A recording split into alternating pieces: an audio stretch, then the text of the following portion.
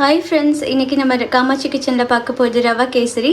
So இந்த கேசரி வந்து வீட்டில் இருக்க இன்க்ரீடியன்ட் வச்சு ரொம்ப சிம்பிளாக ரொம்ப குவிக்காக செஞ்சு முடிச்சிடலாம். ஸோ சின்னவங்கலேருந்து பெரியவங்க வரைக்கும் எல்லாருக்குமே பிடிச்ச டிஷ் தான் இது. ஸோ அதை எப்படி செய்யலாம்னு சொல்லிட்டு வீடியோக்குள்ளே பார்க்கலாம் வாங்க. இப்போ நம்ம ரவை கேசரிக்கு தேவையான இன்க்ரீடியன்ட்ஸ் பார்க்க போகிறோம். முந்திரி தேவையான அளவு, திராட்சை தேவையான அளவு, 1 கப் ரவைக்கு 1 கப் சர்க்கரை, அதனால 1 கப் ரவை, அப்புறம் 1 கப் சர்க்கரை, அப்புறம் நமக்கு ஃபுட் கலர். ஸோ இன்றைக்கி நான் எடுத்திருக்க ஃபுட் கலர் வந்து எல்லோ. ஸோ நம்ம ஃப்ளேவருக்காக நான் பைனாப்பிள் எசன்ஸ் எடுத்திருக்கேன். உங்களுக்கு எந்த ஃப்ளேவர் விருப்பமோ அந்த ஃப்ளேவர் நீங்கள் எடுத்துக்கலாம். லாஸ்ட்டாக நெய். நம்ம ஃபஸ்ட்டு ரவா கேசரிக்கு தேவையான 3 டேபிள் ஸ்பூன் நெய் சேர்த்துக்கணும். நான் 3 டேபிள் ஸ்பூன் நெய் ஆட் பண்ணிக்கிறேன். ஸோ இந்த 3 டேபிள் ஸ்பூன் நெய்யில் நம்ம முந்திரி, திராட்சை அதை ஆட் பண்ணி நம்ம வறுத்துக்க போகிறோம்.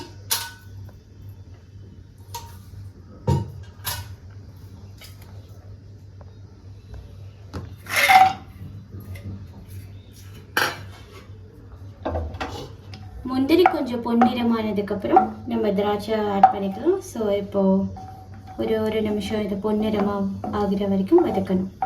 இப்போது முந்திரி கொஞ்சம் பொன்னிறமானதுக்கப்புறம் உலர் திராட்சை அதில் சேர்த்துக்கணும். ஸோ இது கொஞ்சம் பலூன் மாதிரி வர அளவுக்கு இதை நம்ம ஃப்ரை பண்ணிக்கலாம். ஃப்ரை பண்ணி தனியாக எடுத்துக்கணும். இப்போ பாருங்கள் ஃப்ரெண்ட்ஸ், நம்மளோட திராட்சை தனித்தனியாக பலூன் மாதிரி வந்துடுச்சு. ஸோ இதை நம்ம இப்போது தனியாக எடுத்து வச்சுக்கலாம்.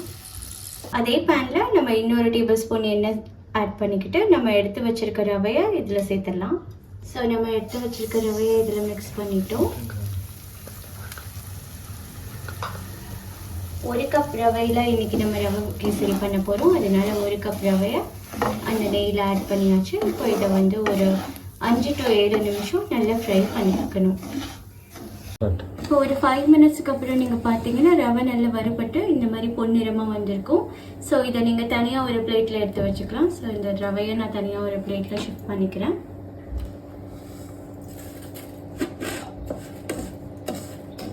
ஒரு கப் ரவைக்கு நம்ம இந்த மாதிரி குட்டி டம்ளரில் 2 டம்ளர் தண்ணி சேர்த்துக்கலாம். ஸோ இன்றைக்கி கொஞ்சம் டேஸ்ட் ரிச்சாக இருக்கிறதுக்காக நான் 1 கப்பில் தண்ணியும் இன்னொரு கப்பில் மில்க்கும் ஆட் பண்ணிக்கிறேன். ஸோ நம்ம எடுத்து வச்சுருக்க தண்ணியை ஆட் பண்ணிட்டாச்சு. ஸோ அதோடு சேர்த்து அந்த மில்க்கையும் நம்ம ஆட் பண்ணிக்கலாம். ஸோ மில்க்கும் தண்ணியும் சேர்ந்து நமக்கு ஒரு கொதி வந்ததுக்கப்புறம் நம்ம தனியாக எடுத்து வச்சுருக்க ரவையை இதில் ஆட் பண்ணிக்கலாம். இப்போ ஒரு கொதி வந்துடுச்சு ஃப்ரெண்ட்ஸ். ஸோ இப்போ நம்ம தனியாக எடுத்து வச்சுருக்க ரவையை இதில் ஆட் பண்ணிக்கலாம். ஸோ இந்த வறுத்த ரவையை இதில் நம்ம ஆட் பண்ணிக்க போகிறோம். ஸோ நம்ம தண்ணி நல்லா ஆட் பண்ணிக்கிட்டு நல்லா கரைச்சி விட்டுறணும் இந்த ரவையை இதில். இப்போ நம்ம ரவை எடுத்த அதே கப்பில் அதே அளவுக்கு சுகர் எடுத்து ஆட் பண்ணிக்கிறோம்.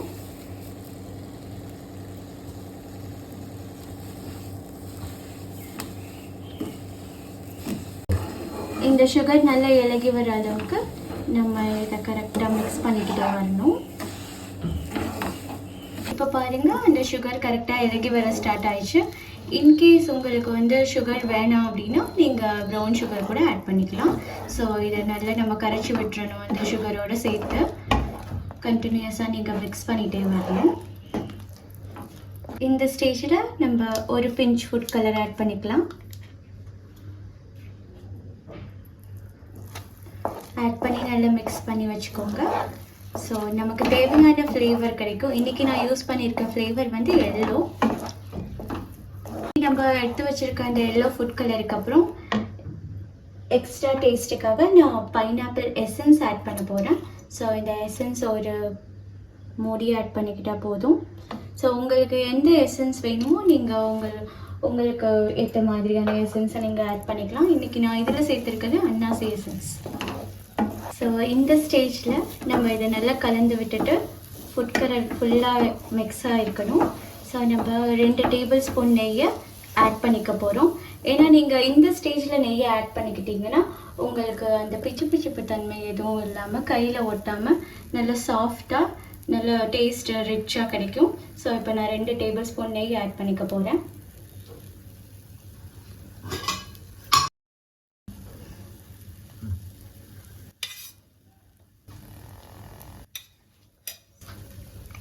இப்போ 2 டேபிள் ஸ்பூன் நெய் ஆட் பண்ணிக்கிட்டாச்சு. இதை நல்லா மிக்ஸ் பண்ணி விட்டுக்கணும்.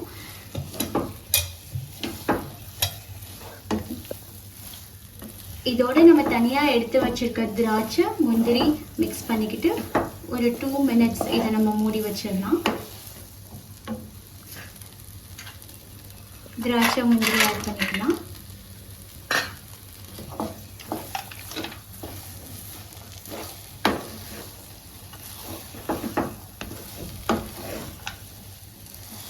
இப்போ நம்ம இந்த கேசரியை ஒரு 2 மினிட்ஸ் சிம்மில் வச்சு மூடி வச்சிடலாம். 2 மினிட்ஸுக்கு அப்புறம் நம்ம இதை ஓப்பன் பண்ணி பார்க்கலாம். இப்போ 2 மினிட்ஸுக்கு அப்புறம் நம்ம எடுத்து பார்க்கலாம். பாருங்கள், இந்த ஸ்டேஜில் இருக்கும். நமக்கு பர்ஃபெக்டாக கேசரி குக் ஆகி வந்துச்சு. இதை நம்ம தனியாக எடுத்து வச்சுக்கலாம். இப்போ பாருங்கள், ஃபைனலாக நம்மளுக்கு கேசரி இந்த மாதிரி கிடச்சிருச்சு. ஸோ இதே மாதிரி நீங்களும் வீட்டில் குக் பண்ணி பார்த்துட்டு எப்படி இருந்துச்சுன்னு சொல்லி நீங்கள் கமெண்ட்டில் சொல்லுங்கள். ஸோ ஃப்ரெண்ட்ஸ், உங்களுக்கு இந்த வீடியோ பிடிச்சிருந்துச்சுன்னா லைக் பண்ணுங்கள், ஷேர் பண்ணுங்கள், சப்ஸ்கிரைப் பண்ணுங்கள். கூடவே பெல் ஐக்கானை நீங்கள் கிளிக் பண்ணிங்கன்னா நாங்கள் அப்லோட் பண்ணுற எல்லா வீடியோஸும் உங்களுக்கு ரீச் ஆகும். Thank you so much.